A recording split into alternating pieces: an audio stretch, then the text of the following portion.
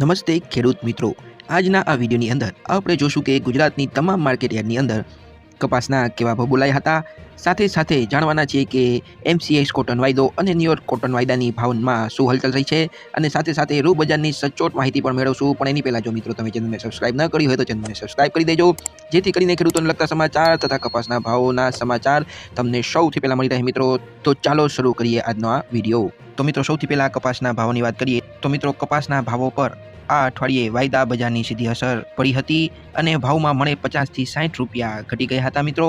હવે જો મિત્રો રૂ બજારની વાત કરીએ તો કપાસની જેમ આ અઠવાડિયે રૂ બજારના ભાવોમાં પણ એમસીએક્સ કોટન વાયદો અને ન્યુયોર્ક કોટન વાયદો જે મંદીમાંથી પસાર થઈ રહ્યા છે તેની સીધી અસર દેખાણી હતી, અને ખાંડીએ રૂપિયા 1200 થી 1500 ઘટી ગયા હતા મિત્રો, અને ભાવ 60,000 થી લઈને 61,000 સુધી પ્રતિ ખાંડીના બોલાયા હતા. તો મિત્રો જો કપાસિયાની વાત કરીએ તો કપાસિયામાં 540 થી 575 ભાવ રહ્યા હતા, અને ખોળની વાત કરીએ તો ખોળના ભાવ 1250 થી રૂપિયા 1450 રહ્યા હતા મિત્રો.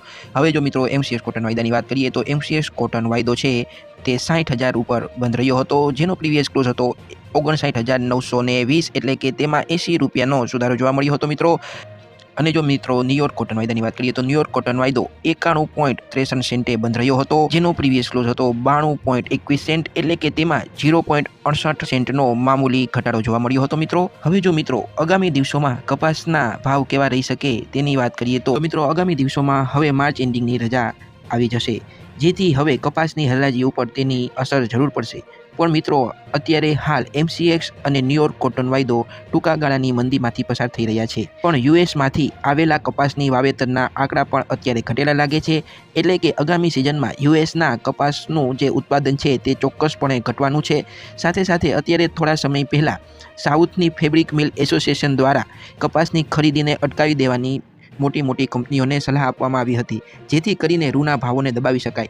પણ હવે આ મોટી મોટી ફેબ્રિક કંપની અને યાર્ન કંપનીઓએ ફરીથી બજારની અંદર રૂની ખરીદી શરૂ કરી દીધી છે મિત્રો, અને તે સ્થાનિક બજારમાં કપાસના ભાવોને સપોર્ટ કરશે, અને આગામી દિવસોમાં કપાસના ભાવોમાં જરૂર સુધારો જોવા મળશે તેવી આશા છે મિત્રો. આજે રવિવાર હોવાથી ગુજરાતની તમામ માર્કેટયાર્ડની અંદર હરાજી બંધ હોય. આપણે હવે જોશું કે શનિવારે ગુજરાતની તમામ માર્કેટયાર્ડની અંદર કપાસના શું ભાવ રહ્યા હતા.